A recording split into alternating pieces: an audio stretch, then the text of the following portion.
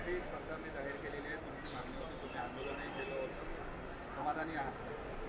खरं तर आता कर्जमुक्तीचा हा प्रवास एकंदरीत जो आम्ही वर्षभर चालवला आणि या सगळ्या ह्याच्यामध्ये 29-30ला कदाचित होणारी कर्जमाफी आपण आज खेचून आणली.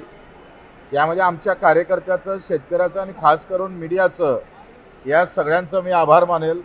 आमचे राजूजी शेट्टी असेल, वामनराव चटप असेल किंवा महादेवराव जानकर, नवलेजी असेल, याच्यासह जे प्रहारच्या कार्यकर्त्यांना जे मेहनत घेतली आणि सातत्यानं 1 वर्ष असं नाही आहे का एका ठिकाणी आंदोलन केलं, 2 दिवस आंदोलन केलं, आम्ही संपवलं असं नाही. आम्ही वर्षभर हे आंदोलन चालू ठेवलं. 350 सभा, किमान 500-600 किलोमीटरचा पैदल प्रवास, एकूण 10 ते 11 दिवसाचं अन्नत्याग आंदोलन आणि त्यानंतर नागपूरचा चक्काजाम. या खऱ्या अर्थानं ह्या टर्निंग पॉईंट ठरला. नागपूर जाम केला आणि सरकारचं तोंड उघडायला सुरुवात झालं. सरकारनं तारीख दिली, त्या तारखेवर सरकारनं कर्जमाफी केली, मुक्ती केली. म्हणून सरकारचं मी आभार मानतो. याच्यामध्ये सगळ्यात मोठा वाटा एकनाथजी शिंदे साहेबांचा आहे. त्यावेळेस मिटिंग जेव्हा आमची CM साहेबासोबत चालू होती तेव्हा अजितदादा पवार, देवाभाऊ फडणवीस आणि एकनाथजी होते आणि तेव्हा एकनाथजीनं जो रोल खऱ्या अर्थानं तिथं निभवला तो फार महत्त्वाचा होता आणि त्यामध्ये मोठा वाटा एकनाथजी शिंदे साहेबांचा आहे. आता तर मी देवाभाऊला पण त्यांचंही आभार व्यक्त करेल. आता जुन्या कर्जदार जरी माफ झालं तरी नवीन जर कर्जदार असेल तर त्याला माफी मिळणार आहे. प्रोत्साहन निधीमध्ये काही अटी कमी झाल्या आहे. तरीसुद्धा मला असं वाटतं आता कर्जमुक्तीपेक्षा हमी भावाच्या लढाईला आम्ही सुरुवात करणार आहोत.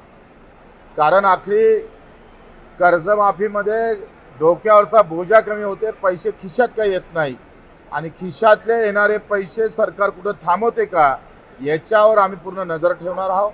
हमी भावाची लढाई अधिक मजबूत करणार आहोत आणि त्याच्यासाठी पूर्ण प्लॅनिंग आमचं तयार आहे. त्या पद्धतीनं आम्ही समोर जाऊ. म्हणजे सरकारमध्ये राहून तुम्ही MSP साठी पुन्हा एकदा नवा लढावंच लागेल. सरकार त्याच्याचसाठी आहे आणि सरकारची कधी कधी कान उघडणी सामान्य शेतकरी मजुरासाठी करावं लागतं. ते आम्ही करत राहू.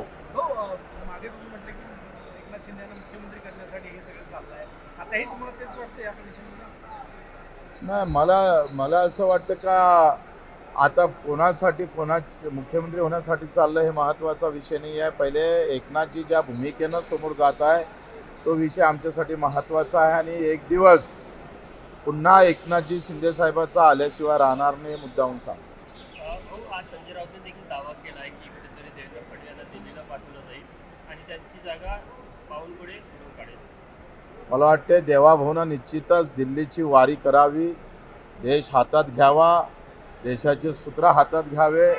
कारण आता दिल्लीला त्यांचं अधिक महत्त्व जास्त आहे आणि त्या ठिकाणी निश्चितच मला वाटते शिंदे साहेबांनी इकडे महाराष्ट्रात एंट्री करावी आणि मग आम्ही पाहतोय देशात देवेंद्र भाऊ आणि महाराष्ट्रात एकनाथजी असा एक प्रवास सुरू झाला पाहिजे अशी अपेक्षा आहे. पण संजय राऊतांनी असं म्हटलेलं आहे की एकनाथ शिंदेना कधीच मुख्यमंत्री होऊ देणार नाही, कारण की बावनकुळेंना देवाभाऊ मुख्यमंत्री करतील शिफारस.